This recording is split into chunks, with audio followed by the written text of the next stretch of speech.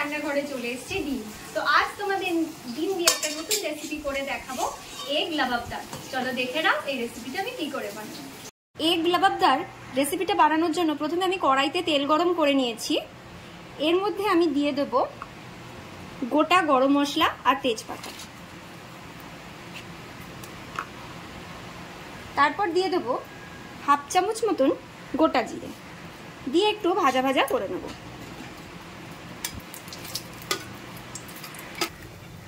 এবারে আমি দিয়ে দেব পেঁয়াজ আর টমেটো, আমি কুচিয়ে রেখেছিলাম সেই কুচানো টমেটো আর পেঁয়াজটা আমি দিয়ে দিলাম, দিয়ে ভাজা ভাজা করে নিচ্ছি। একটু লাল লাল করে ভেজে নিতে হবে।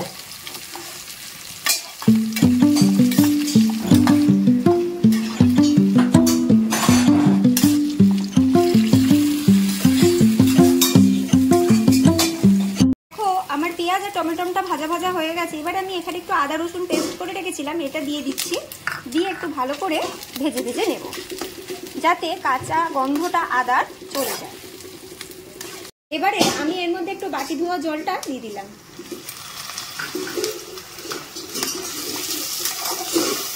হালকা নাড়িয়ে নিচ্ছি। এবারে আমি এর মধ্যে দিয়ে দেবো একটু গুঁড়ো মশলা। গুঁড়ো মশলার মধ্যে আমি দিচ্ছি হলুদের গুঁড়ো, লাল লঙ্কার গুঁড়ো, ধনে গুঁড়ো, জিরে গুঁড়ো,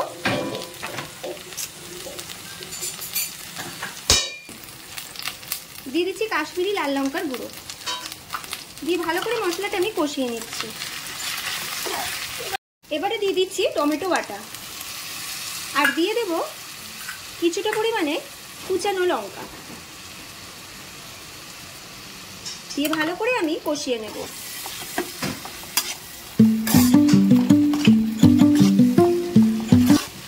দেখো মশলাটা কষানো হয়ে গেছে। এবার আমি এতে দিয়ে দিচ্ছি স্বাদ মতো নুন, আর দিচ্ছি পরিমাণ মতো চিনি, দিয়ে ভালো করে আমি মিশিয়ে নেব।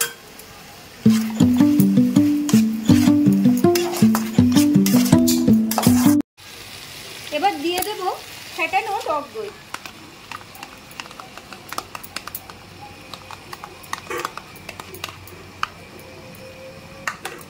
দিয়ে ভালো করে মিশিয়ে নেব।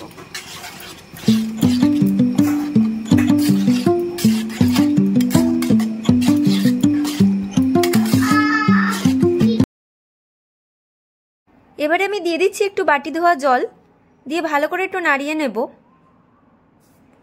নিয়ে আমি দিয়ে দেব এতে কস্তুরি মেথি।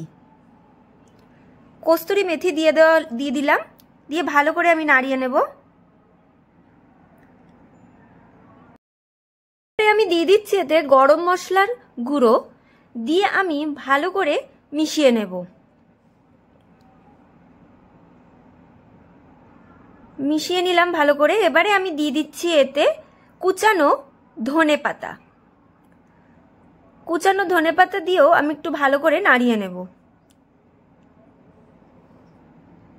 এবারে আমি দিয়ে দিলাম এতে পরিমাণ মতন জল, দিয়ে আমি খানিকক্ষণ চাপা দিয়ে এটাকে মশলাটাকে সিদ্ধ হতে দেব।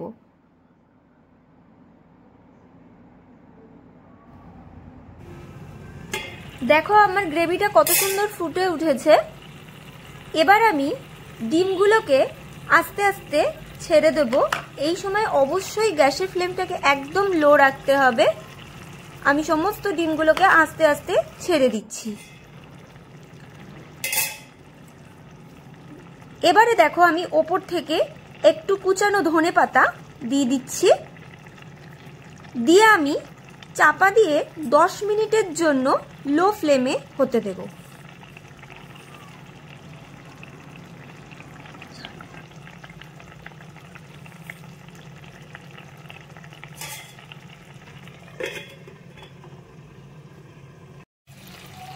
দেখো আমাদের এগ লাবাবদার রেসিপিটা হয়ে গেছে, কত সুন্দর হয়েছে দেখো। এবার আমি গ্যাসের ফ্লেমটাকে অফ করে দেব, দিয়ে পরিবেশন করে নেব।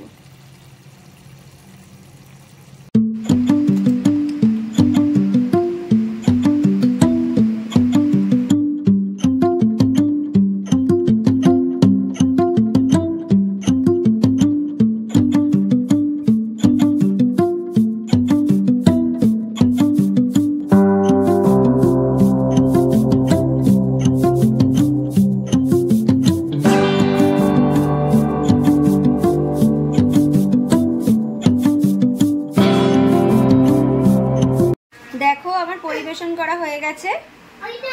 কত সুন্দর দেখতে লাগছে। এটা তোমরা বাড়িতে অবশ্যই ট্রাই করবে।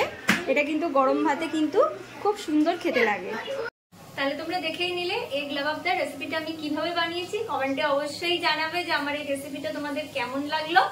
আর শেয়ার করতে, লাইক করতে একদম ভুলবে না। আজকের জন্য এটুকুই, টাটা।